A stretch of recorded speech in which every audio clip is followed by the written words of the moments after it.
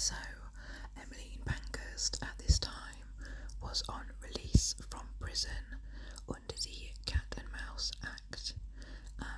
So this is where women would go on a hunger strike in order to protest the fact that women couldn't vote at the time, but to stop women starving to death in prison, the government would release them just long enough for them to recover their health and then catch them again, which is why the act was called the Cat and Mouse Act. So at this time she was released from prison, and she was in America, Connecticut, promoting the women's suffrage movement and votes for women. So, without further ado, I will start reading the speech.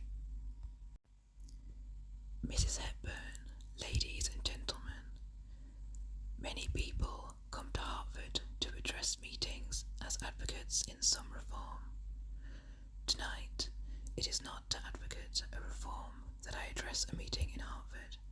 I do not come here as an advocate, because whatever position the suffrage movement can occupy in the United States of America, in England, it has passed beyond the realm of advocacy, and it has entered into the sphere of practical politics. It has become the subject of revolution and civil war, and so tonight I'm not here to advocate women's suffrage. American suffragists can do that very well for themselves. I am here as a soldier who has temporarily left the field of battle in order to explain. It seems strange it should have to be explained what civil war is like when civil war is waged by women. I am not only here as a soldier temporarily absent from the field of battle, I am here, and that, I think, is the strangest part of my coming. I am here as a person who, according to the law courts of my country, it has been decided, is of no value to the community at all, and I am adjudged, because of my life, to be a dangerous person under sentence of penal servitude in a convict prison. So, you see, there is some special interest in hearing so unusual a person address you. I dare say, in the minds of many of you, you will perhaps forgive me this personal touch, that I do not look either very like a soldier or very like a convict, and yet I am both. Now, first of all, I want to make you understand the inevitableness of revolution and civil war, even on the part of women. When you reach a certain stage in the development of a community's life, it is not at all difficult if revolutionaries come to you from Russia, if they come to you from China, or from any other part of the world, if they are men, to make you understand revolution in 5 minutes. Every man and every woman to understand revolutionary methods when they are adopted by men. Many of you have expressed sympathy, probably even political sympathy, with revolutionaries in Russia. I dare say you have followed the considerable interest the story of how the Chinese revolutionary Sun Yat-sen conducted the Chinese Revolution from England, and yet I find in American newspapers there is a great deal of misunderstanding of the fact that one of the chief minds engaged in conducting the women's revolution is, for purpose of convenience, located in Paris. It is quite easy for you to understand. It would not be necessary for me to enter into explanations at all, the desirability of revolution if I were a man. In any of these countries, even in part of the British Empire known to you as Ireland, if an Irish revolutionary had addressed this meeting, and many have addressed meetings all over the United States during the last 20 or 30 years, it would not be necessary for that revolutionary to explain the need of revolution beyond saying that the people of his country were denied, and by people, meaning men, were denied the right of self-government. That would explain the whole situation. If I were a man and I said to you, I come from a country which which professes to have reprehensive institutions and yet denies me, a taxpayer, an inhabitant of the country, representative rights. You would at once understand that human being a man, was justified in the adoption of revolutionary methods to get representative institutions. But since I am a woman, it is necessary in the 20th century to explain why women have adopted revolutionary methods in order to win the rights of citizenship. You see, in spite of a good deal that we hear about revolutionary methods not being necessary for American women, because American women are so well off, most of the men of the United States quite calmly acquiesced in the fact that half of the community are deprived absolutely of citizen rights, and we women, in trying to make our case clear, always have to make as part of our argument and urge upon men in our audience the fact, a very simple fact, that women are human beings. It is quite evident you should not all realise we are human beings, or it would not be necessary to argue with you that women may, suffering from intolerable injustice, be driven to adopt revolutionary methods. We have, first of all, to convince you we are human beings, and I hope to be able to do that in the course of the evening before I sit down. But before doing that, I want to put a few political arguments before you, not arguments for the suffrage, because I said when I opened I didn't mean to do that, but arguments of the adoption of militant methods in order to win political rights. A great many of you have been led to believe, from the somewhat meagre accounts you get in the newspapers, that in England there is a strange manifestation taking place, a new form of hysteria being swept across part of the feminist population of those isles, and this manifestation takes the shape of irresponsible breaking of windows, burning of letters, general inconvenience to respectable, honest business people who want to return to their business. It is very irrational, you say, even if these women had sufficient intelligence to understand what they were doing and really did want the vote. They have adopted very irrational means of getting the vote. How are they going to persuade people that they ought to have the vote by breaking their windows, you say? Now, if you say that, it shows you do not understand the meaning of a revolution at all, and I want to show you that when damage is done to property, it is not done in order to convert people to women's suffrage at all.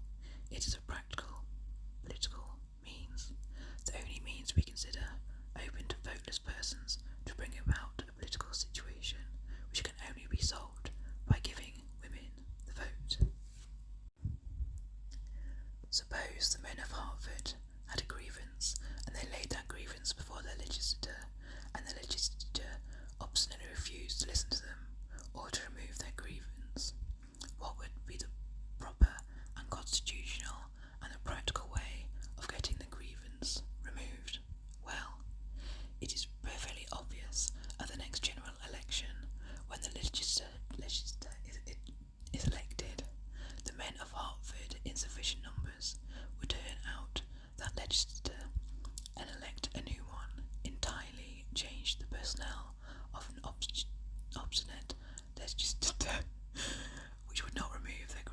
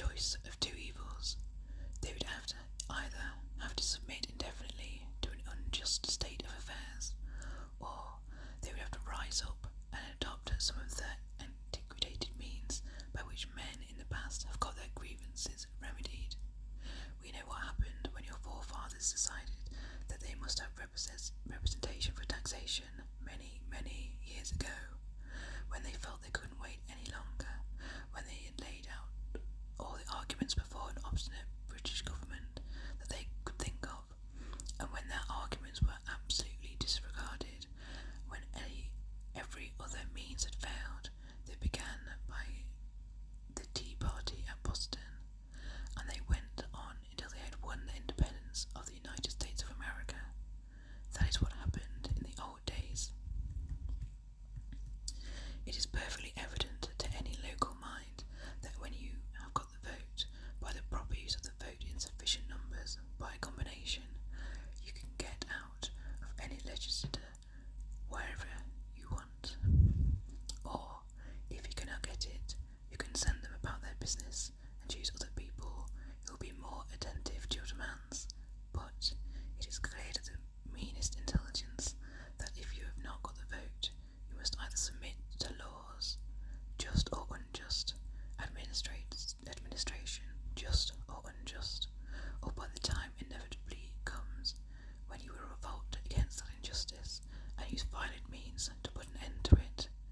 That is so logically correct that we hear politicians today talk about the inherent right of revolution and rebellion on part of the human beings suffering from an intolerable justice, and in England today we are having a situation brought about by the men which exactly illustrates the case. We have got in Ireland today a very serious situation. I refer to the fact that generations of Irish agitators, Irish lawbreakers, Irish criminals who have been sentenced to long terms of imprisonment in English convict prisons have come over to America and have asked the people of the United States to give them money to send the help in various forms to fight the Irish Rebellion. The Irish Rebellion has at last, during the past few years, come into practical politics, and it has found shape in a measure which has now passed through the House of Commons and through the House of Lords, giving what the Irishmen so long wanted, home rule to Ireland. That is to say, next June, a parliament is going to be set up in Dublin, an Irish parliament, for the management of Irish affairs, quite distinct from the government in London. The majority of men in Ireland decide it. Presumably, the majority of women acquiesced in their desire. But they were not asked whether they wished it or not. It is certain that in the course of the Irish Rebellion, women have taken a very prominent part, and it is rather notable point to which I should like to call your attention, that when the imprisonments of Irishmen took place in the course of their political rebellion, they were put, almost invariably, after a certain amount of struggle, into the first division, and were treated as political offenders. But when women, helping the men, got into coils of the law, all those women in Ireland who were helping the men get home rule were invariably treated as ordinary criminals and got ordinary criminals treatment. You see, ladies, even in rebellion, there is an advantage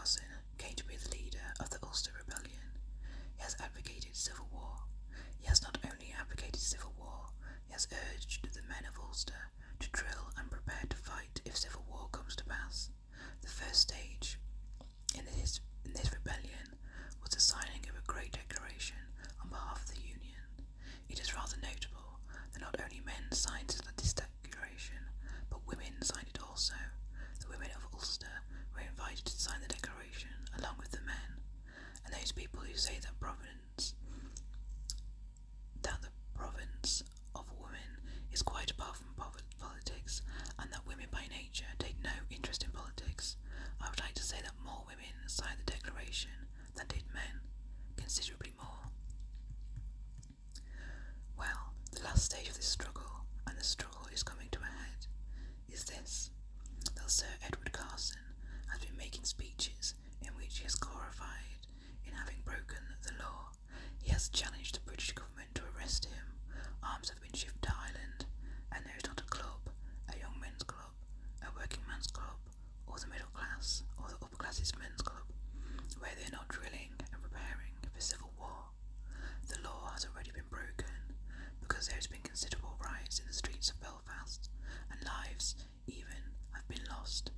And I want to say to you is this meeting, how much have you heard of all this in the American newspapers? Have you heard loud condemnation from English newspapers echoed in your own papers? No. The newspapers and you have accepted quite calmly the fact that revolution is preparing in Ireland, and not one of you, whether you are a newspaper editor writing leading articles in your sanctum, or whether you are a businessman or a professional man, not one of you has questioned the right of those men in Ulster, although they are voters and have constitutional means for getting redress of their grievances.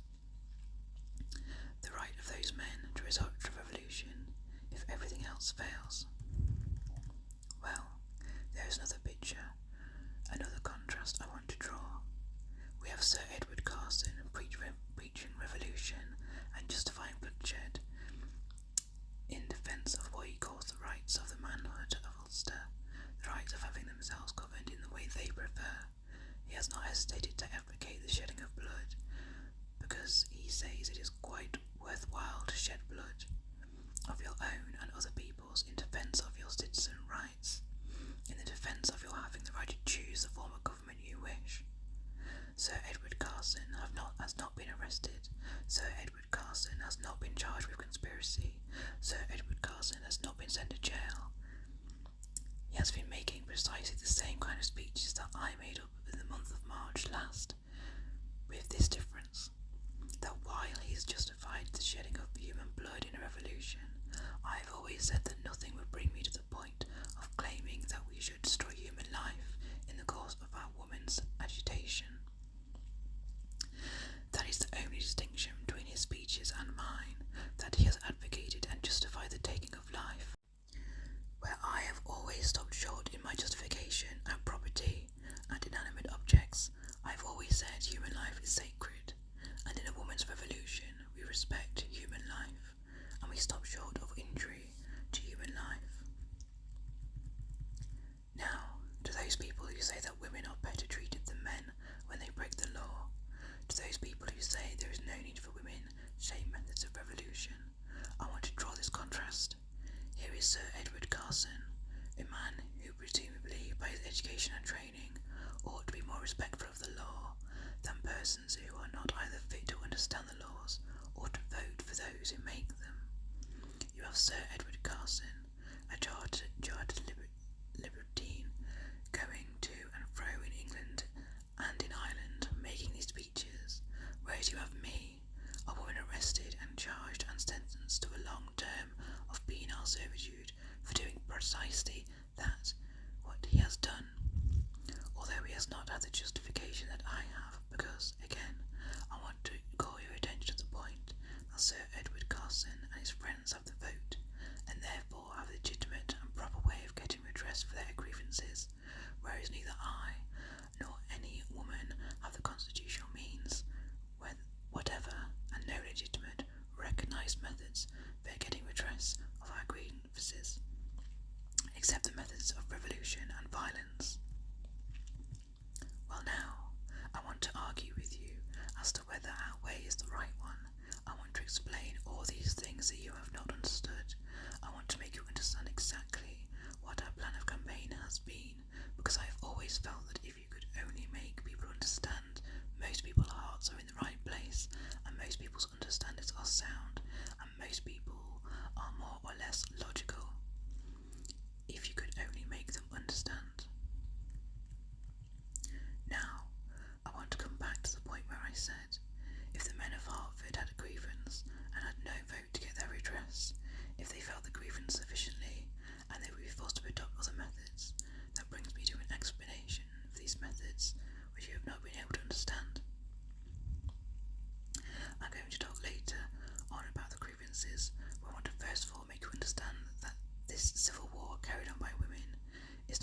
historical manifestation, which you thought it was, but by careful and logical thought out. And I think when I have finished, you will say, admitted the grievance, admitted the strength of the cause, that we would not do anything else, that there was no other way, and that we'd either submit to intolerable injustice and let the women's movement go back and maintain and remain in a worse position than it was before we began, or we had to go on with these methods until victory was secured. And I want to also convince you that these methods are going to win, because when you adopt the methods of revolution, there are two justifications which I feel are necessary or to be desired. The first is that you have good cause for adopting your methods in the beginning, and secondly, that you have adopted some methods by which, pursued with sufficient courage and determination, are bound, in the long run, to win. Now, it would take too long to trace the course of militant methods as adopted by women, because it is about 8 years since the word militant was first used to describe what we were doing. It is about 8 years since the first militant action was taken by a woman. It is not militant at all, except that it provoked militancy on the part of those who were opposed to it. When women asked questions in political meetings and failed to get answers, they were not doing anything militant. To ask a question at a political meeting is an acknowledged right to all people who attend public meetings. Certainly in my country, men have always done it, and I hope they do it in America, because it seems to me that if you allow people to enter your legislature without asking them any questions as to what they are going to do when they get there, you are not exercising your citizen rights and your citizen duties as you ought. At any rate, in Great Britain, it is a custom, a time-honoured one, to ask questions of candidates for Parliament and ask questions of members of the government. No man was ever put out in a public meeting for asking questions until votes for women came into the political horizon. The first people who were put out of a political meeting for asking questions were women, and they were brutally ill-used. They found themselves in jail before 24 hours had expired. Put instead of the newspapers, which are largely inspired by the politicians, putting militancy and the reproach of militancy, if reproach there is, on the people who had assaulted the women. They actually said it was the women who are militant and are very much to blame. How different the reasoning is that men adopt when they are discussing the cases of men and those of women. Had there been men who asked the questions, and had those men been brutally ill-used, you would have heard a chorus of reprobation on the part of the people towards those who refused to answer those questions. But as they were women who asked the questions, it was not the speakers on the platform who would answer them who were to blame, or the ushers at the meetings. It was the poor women who had their bruises and their knocks and scratches, and they were put into prison for doing precisely nothing but holding a protest meeting in the streets after it was all over. However, we are called militant for doing that, and we are quite willing to accept the name, because militancy for us is time-honoured. You have the church militant, and you have the sense of spiritual militancy. We are very militant indeed. We are determined to press this question of the enfranchisement of women, and to the point where we are no longer to be ignored by the politicians, as has been the case for about 50 years, during which time women had patiently used every means open to them to win their political enfranchisement. We found that all the fine phrases about freedom and liberty were entirely for male consumption, and that they did not in any way apply to women. When it was said taxation without representation is tyranny, then it was taxation of men without representation is tyranny. Everybody quite calmly accepted the fact that women had to pay taxes, and even were sent to prison if they failed to pay them. Quite right. We found that government of the people, by the people, and for the people, which is also a time-honoured liberal principle, was again only for male consumption. Half the people were entirely ignored. It was the duty of women to pay their taxes and obey the laws, and look as pleasant as they could under these circumstances. In fact, every principle of liberty enunciated in any civilized country on earth, with very few exceptions,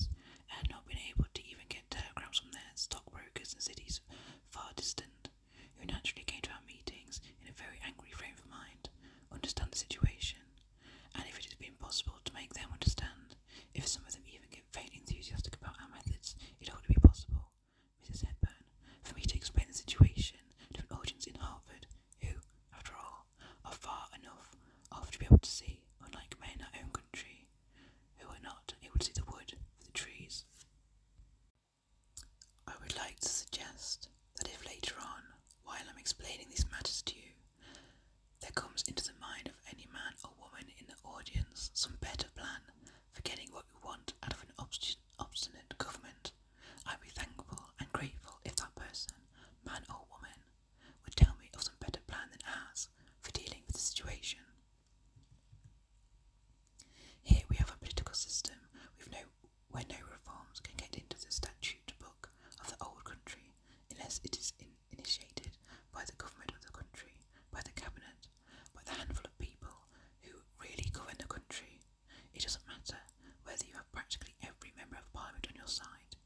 You cannot get what you want unless the cabinet initiate legislation. A situation by which the private member has become almost of no account at all. The ordinary private member of parliament, he may introduce bills, but he knows himself that he is only registering a biased opinion of a certain number of electors in his constituency. It may not be his own, but that biased opinion will never find its way into the statute book of his country until the government in power, the Prime Minister and his colleagues, introduce a government measure to carry that reform. Well then, the whole problem of people who want reform is to bring enough political pressure to bear upon the government to lead them to initiate, to draft a bill and introduce it in the first instance into the House of Commons, force it through the House of Commons, press it through the House of Lords, and then finally land it safely, having passed through the shoals and rapids of the parliamentary river, safely on the statute book as an act of parliament. Well, combinations of voters have tried for generations, even with the power of the vote, to get their reforms registered in legislation and have failed. You have to get your case made a first-class measure. You have to make the situation in the country so urgent and so pressing that it's become politically dangerous for the government to neglect the question any longer, so politically expedient for them to do so, that they realise they cannot present themselves to the country in the next general election unless it has been done. Well, that was a problem we had to face, and we faced it, a mere handful of women. Well, whether you like our methods or not, we have succeeded in making women's suffrage one of the questions which even cabinet ministers now admit cannot identifiably be neglected, cannot indefinitely be neglected. It must be dealt with within a very short period of time. No other methods than ours would have brought about that result.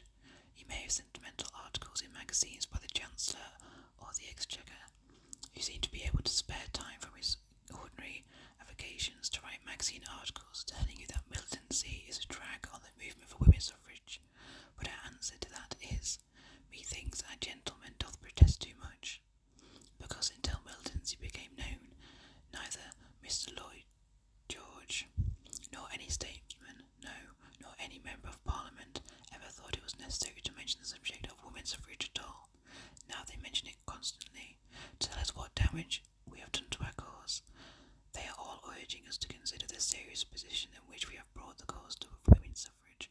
Well now, let me come to the situation as we find it. We felt we had to rouse the public to such a point they would say to the government, you must give women the vote. We had to get the electors, we had to get the business interests, we had to get the professional interests, we had to get the men of leisure all unitedly saying to the government, relieve the strain of the situation and give women the vote. And that is a problem that I think the most astute politician in this meeting would find very difficult. We have done it, or we are doing it every day, and I think when you take the fact into consideration, you will realise why we have been attacking private property, why we have been attacking the property of men so absorbed in their business that they have generally forgot to vote in ordinary elections, why we have attacked the pleasures of men whose whole life is spent in a round of pleasure, and who think politics so dull and so beneath their distinguished ossifications that they hardly know which party is in power. All these people have had to be moved in order to bring enough pressure to bear upon the government to compel them to deal with the question of women's suffrage.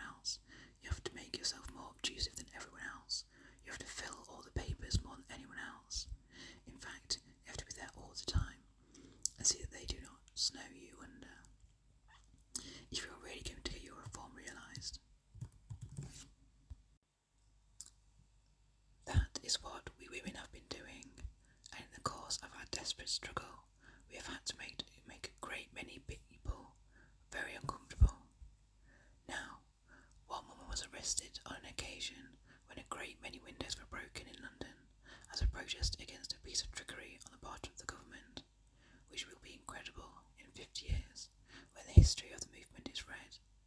Women broke some windows as a protest. They broke a good many shopkeepers' windows. They broke the windows of shopkeepers where they spent most of their money, and when they brought their hats and their clothing. They also broke the windows of many of the clubs, smart clubs in Piccadilly. One of the clubs was the Guard Club. Well, the original army man is not much in politics, but he very often, because of his aristocratic and social connections, has considerable influence if he would use it. One woman broke the windows of the Guard Club, and when she broke those windows, she stood there quietly until the guard hall porter came out and seized her and held her until the policeman came to take her to prison. A number of the guards came out to see the kind of woman it was who had broken their windows, and they saw there a quiet little woman. She happened to be an actress, a woman who had come into our militant movement because she knew of the difficulties and dangers and temptations of the actress's life, of how badly paid she is, what her private sorrows are, and her difficulties.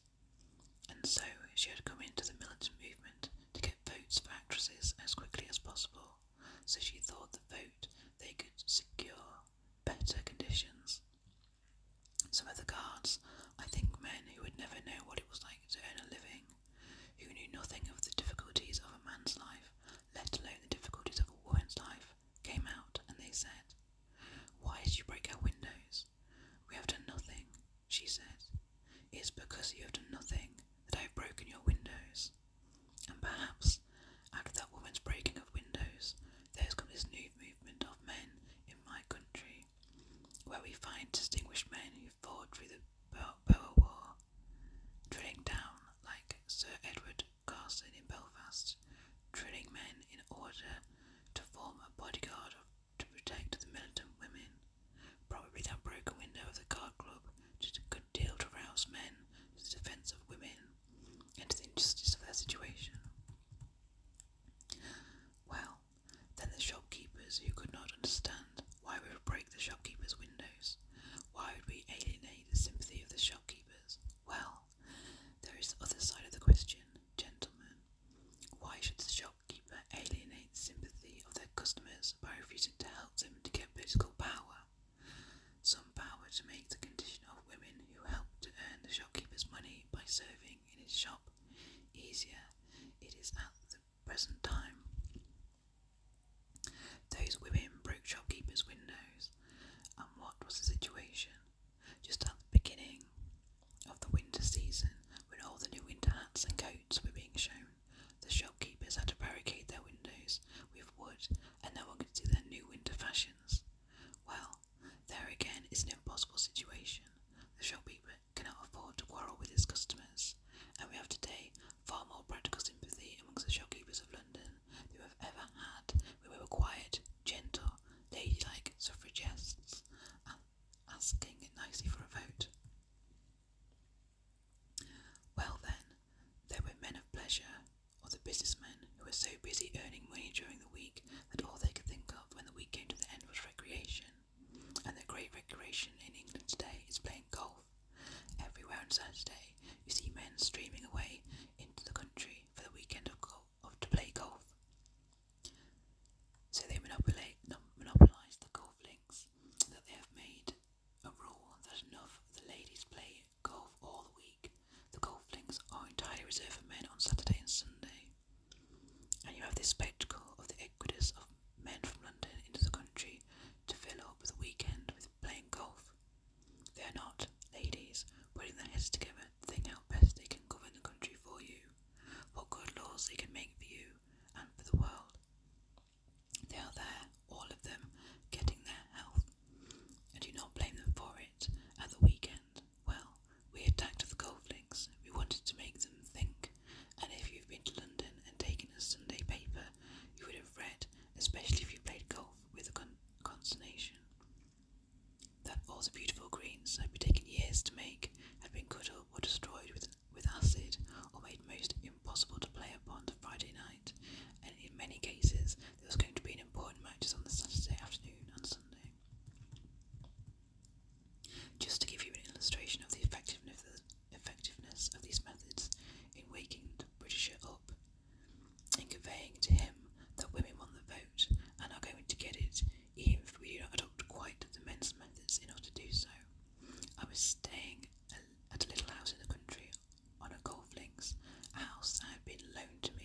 choose whenever I could get away from my work, and several times in the course of that Sunday morning I got telephone calls from gentlemen who were prominent members of golf courses in the vicinity.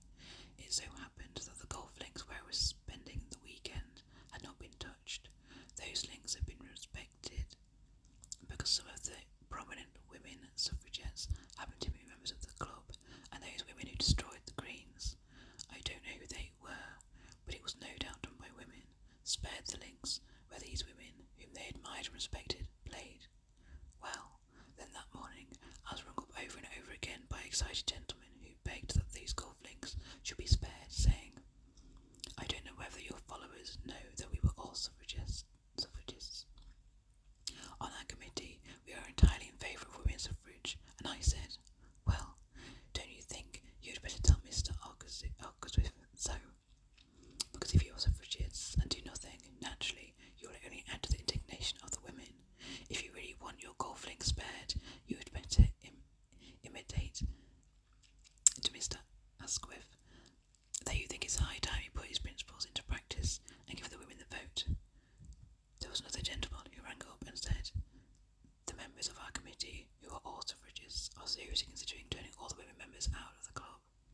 If this sort of thing goes on, well, I said, don't you think your greatest safety is to keep the women in the club, a sort of insurance policy against anything happening to your links?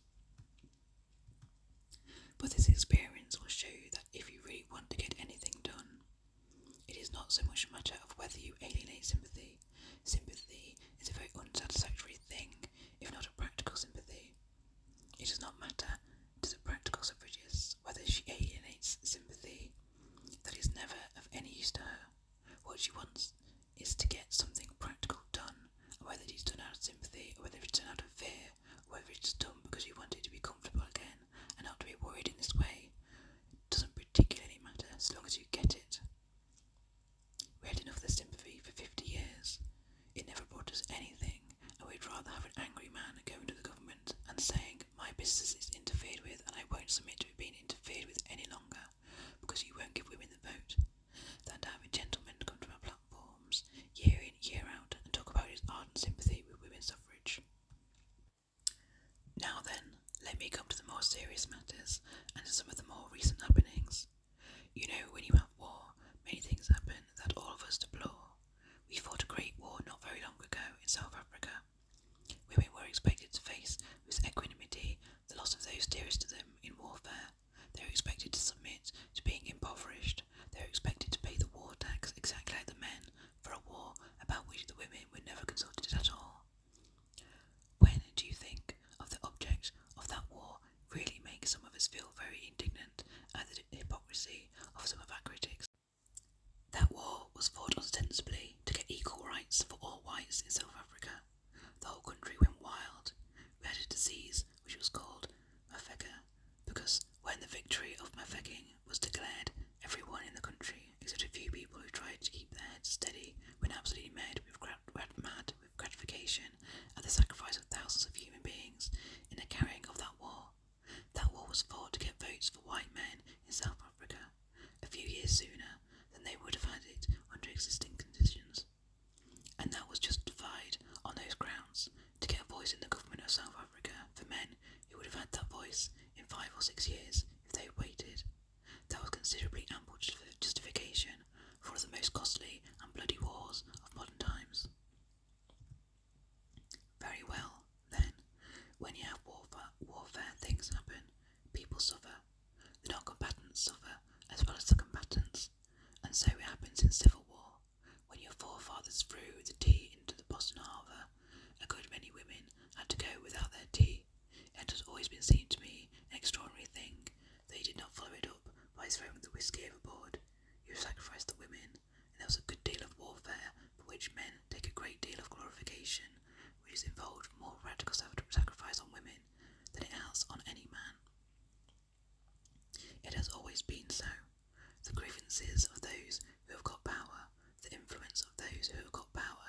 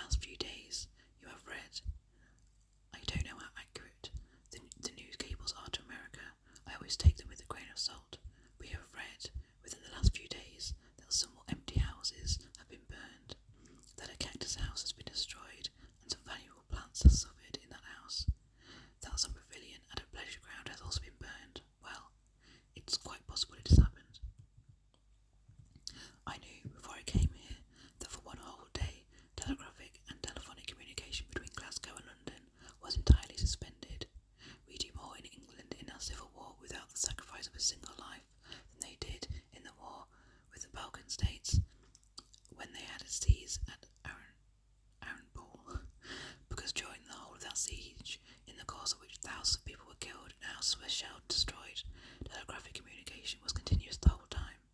If there had been a stockbroker in Arunpol who wanted to communicate with a customer in London, he could have done it. There might have been a little delay, but he was able to do it. But we, with the loss of a single life, without the loss of a single life in our war, in this effort to rouse businessmen to compel the government to give us a vote, because they are the people who can do it in the last resort, we entirely prevented stockbrokers in London from telegraphing to stockbrokers in Glasgow and vice versa. For one day, telegraphic and telephonic communication was entirely stopped. I'm not going to tell you how it was done. I'm not going to tell you how the women got to the mains and got the wires, but it was done. It was done, and it was proved to the authorities that weak women, suffrage women, as we are supposed to be, had enough ingenuity to create a situation of that kind. Now, I ask you, if women can do that, is there any limit to what we can expect, limit to put upon ourselves? If you are dealing with an industrial revolution, if you get the men and women of one class to rising up against the men and women of another class, you can locate the difficulty. If there is a great industrial strike, you know exactly where the violence is, and every man knows exactly how the warfare is going to be waged. But in our war against the government, you can't locate it. You can take Miss Hepburn and myself on this platform, and now, without being told, how can you tell that Mrs. Hepburn is a non-militant and I am militant? Absolutely impossible. If any gentleman is the father of daughters in this meeting, went into his home and looked around his wife and daughters, if he lived in England and was an Englishman, he couldn't tell whether some of his daughters were militants or non-militants. When his daughters went out to post a letter, he couldn't tell if they went harmlessly out to make a tennis engagement at the pillar box by posting a letter, or whether they went to put some corrosive matter in it that would burn all the letters up inside that box. We wear no mark. We belong to every class. We permeate every class of the community from the highest to the lowest. And so you see, women's civil war, the dear men of the country are discovering it is absolutely impossible to deal with it. You cannot locate it, and you cannot stop it. Put them in prison, they say. That will stop it. But it didn't stop it. They put women in prison for long terms of imprisonment, for making a nuisance of themselves. That was the expression when they took the petitions in their hands to the door of the House of Commons. They thought that by sending them to prison, by giving them a day's imprisonment, would cause them to settle down again, and there would be no further trouble. But it didn't happen so at all. Instead of the women giving up, more women did it, and more and more and more women did it, until there were 300 women at a time, who had not broken a single law, only made a nuisance of themselves, as the politicians say. Well, then when they thought they must go a little further, and so they began imposing punishments of a serious kind. The judge who sentenced me last May to 3 years penal servitude for certain speeches in which I had accepted responsibility for acts of violence done by other women, said that if I could say I was sorry, if I could promise not to do it again, that he would revise the sentence and shorten it, because he admitted that it was a very heavy sentence, especially as the jury recommended to me mercy because of the purity of my motives. And he said he was giving me a determinate sentence, a sentence that would convince me that I would give up my evil ways and would also deter other women from imitating me. But it hadn't that effect at all. So far from it having that effect, more and more women have been doing these things, and I've incited them to do, and were more determined in doing them, so the long, determinate sentence had no effect on crushing the agitation. Well then, they felt they must do something else, and they began to legislate. I want to tell men in this meeting that the British government, which is not remarkable for having very mild laws to administer, has passed more stringent laws to deal with this agitation than it ever found it necessary during all the history of political agitation in my country. They were able to deal with the revolutionaries of the Charterists' time. They were able to deal with the trades union agitation. They were able to deal with the revolutionaries later, when the Reforms Act of 1867 and 1884 were passed, but ordinary law has not sufficed to curb insurgent women. They have had to pass special legislation, and now they were on the point of admitting that special legislation has absolutely failed. They had to dip back into the Middle Ages to find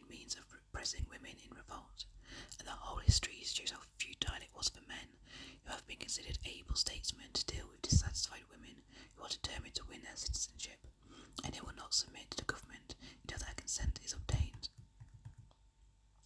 That is the whole point of our agitation. The whole argument with the anti-suffragists or the critical suffragist man is this: that you can govern human beings without their consent.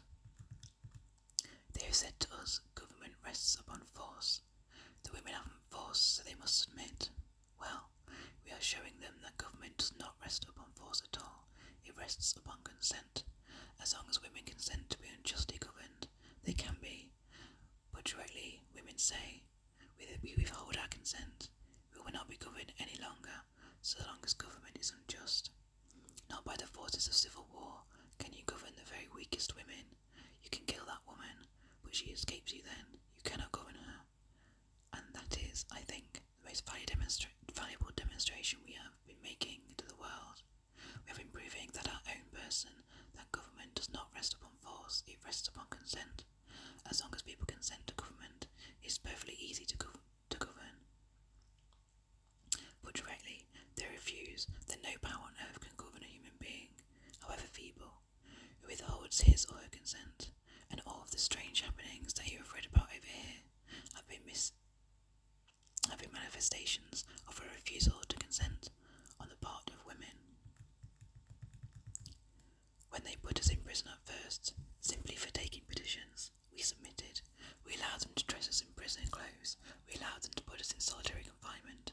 We allowed them to treat us as ordinary criminals and put us amongst the most degraded of those criminals, and we were very glad of the experience. But out of that experience, we learned of the need for prison reform. We learned of the fearful mistakes that men of all nations have made when it is a question of dealing with human beings. We learned of some of the appalling evils of our so-called civilization that we could not have learned in any other way except by going through the police courts of our country, in the prison vans that take you up to prison, right through the prison experience. It was a valuable experience, and we were glad to get it. But there came a time when we said, it is unjust to send political agitators to prison in this way for merely asking for justice, and we will not submit any longer. And I am always glad to remind American audiences that two of the first women that came to the conclusion that they would not submit to unjust imprisonment any longer were two American girls who were doing some of the most splendid suffrage work in America today up in Washington. I think they are making things extremely lively for the politicians up there. I don't know how. I don't know whether every American woman knows that those two women, working in conjunction with others, are doing for the enfranchisement of American women at this moment. I am always proud to think that Miss Lucy Burns and Miss Alice Paul served their suffrage apprenticeship in the militant ranks of England, and they were not slow about it either, because one of them came, I believe it was, from Middelburg, travelling at night, take part in one of those little processions to Parliament with a petition. She was arrested and thrown into prison with about 20 others, and that group of 20 women were the first women who decided they would not submit themselves to the degradation of wearing prison clothes, and they refused, and they were amongst the first to adopt the hunger strike as a protest against the criminal treatment. They forced their way out of prison. Well, then it was that woman began to withhold their consent. I've been in audiences where I've seen men smile when they heard the words hunger strike, and yet I think there are very few men today who would be prepared to adopt the hunger strike for any cause. It is only people who feel an intolerable sense of oppression who would adopt means of that kind.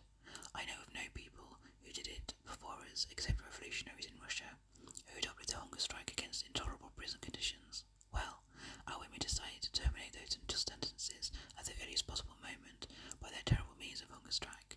It means you refuse food until you are at death's door, and then the authorities have to choose between letting you die and letting you go. And then they let the women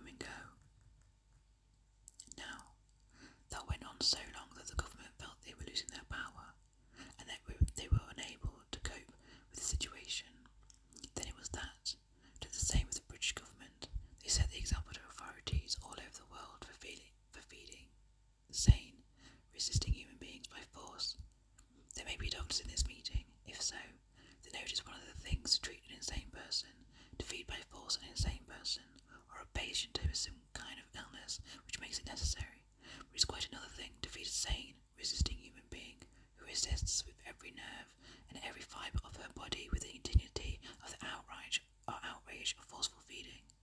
Now, that was in England, and the government thought they had crushed us. But they found that it did not quell the agitation, and more women came in, and even passed that terrible ordeal, and they were not able, with all their forcible feeding, to make women serve out their unjust sentences. They were obliged to let them go. Then came the legislation to which I referred, the legislation which is known in England as the Cat and Mouse Act. It got through the British House of Commons because the Home Secretary assured the House of Commons that he wanted to bill passed in the interest of humanity. He said he was a humane man and he did not like having to resort to forceful feeding. He wanted the House of Commons to give some way of deposing them, and this was his way. He said, "Give me the power to let these women go when they are at death's door, and leave them at liberty under license until they have recovered their health again, and then bring them back. Leave it to me to fix the time of their licenses. Leave it in my hands altogether to deal with this intolerable situation, because the laws must be obeyed and people who are sentenced for breaking the law must be compelled to serve their sentences." Well, the House of Commons passed the law. They said, as soon as the women get a taste of this, they will give it up. In fact, it was passed to repress the agitation, to make the women yield, because that is what it had really come to, ladies and gentlemen.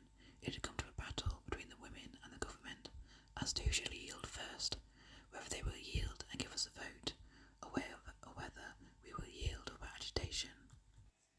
Okay, so I think that would have to do for today, because the video is already an hour long. This was significantly longer than I anticipated, so I'll have to